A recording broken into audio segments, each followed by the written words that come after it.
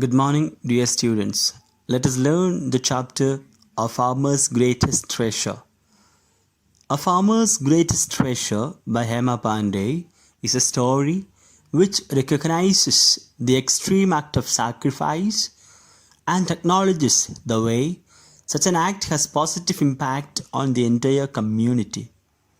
A Japanese village once experienced an extremely unfortunate year where, on one hand, heavy rains inundated the entire village just when their sown wheat was about to ripen, making most of it black and rotten. On the other hand, when the time had come to plant the rice seedlings, the rains had completely stopped, making the delicate green stalks to either become dry or become eaten up by insects. As a result of which the entire village was in distress, with people becoming emaciated and skinny because of hunger.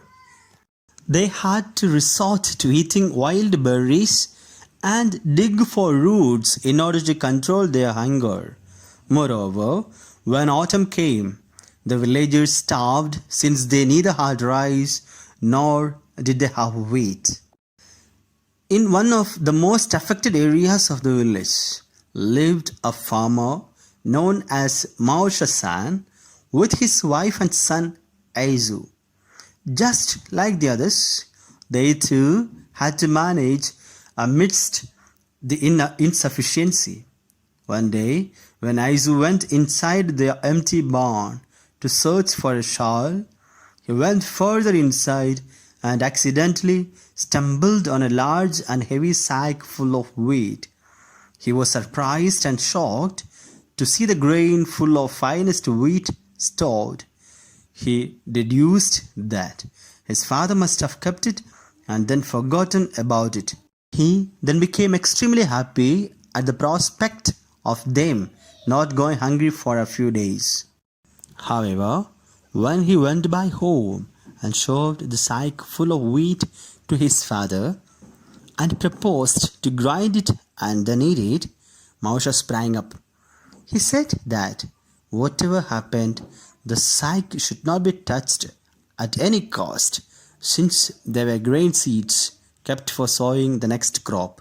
Aizu became extremely disappointed on hearing his father's words. With tears in his eyes, he questioned him that if all the others could eat their last grain, why couldn't they?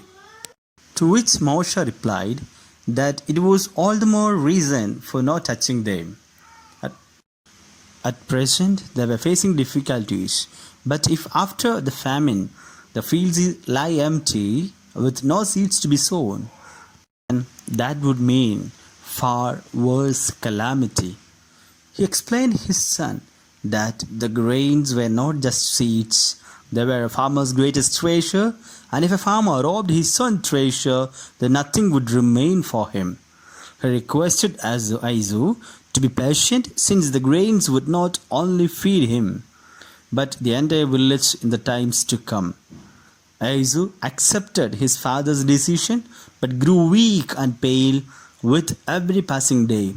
Mausha, unable to see his son suffer every day, poured half of his share of watery gruel into his son's bowl, pretending not to be hungry, as a result of which he became extremely weak and lay in bed all the time.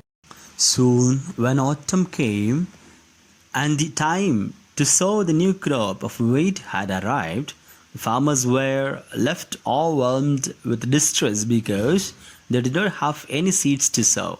At this point, Mausha found renewed strength and asked all the farmers to use the wheat seeds which he had to sow in the fields. He asked them not to waste a single grain, since they were a farmer's greatest treasure.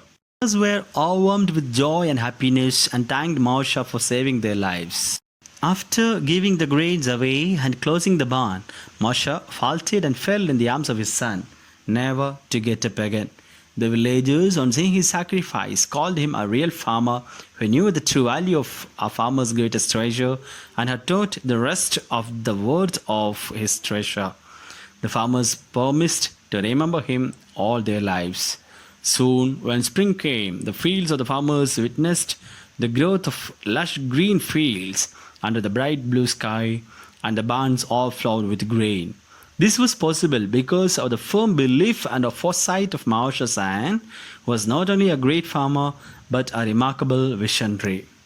The story introduces readers to a particular community and explains what serves as their lifeline. It also touches upon the selfless and courageous act one individual whose idea, objective, and foresight had the power to have a beneficial influence on the entire community. Dear students, read the chapter a few times and do the exercises.